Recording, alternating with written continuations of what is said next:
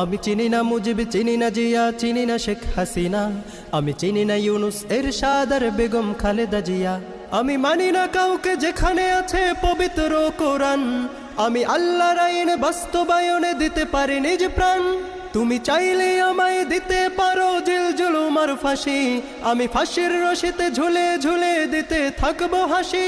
তবু মানবো না কারো মন গড়া আইন যতদিন আছে কোরআন। কোরআন আমার আইন আদালত সহজ সমাধান, পবিত্র কোরআন।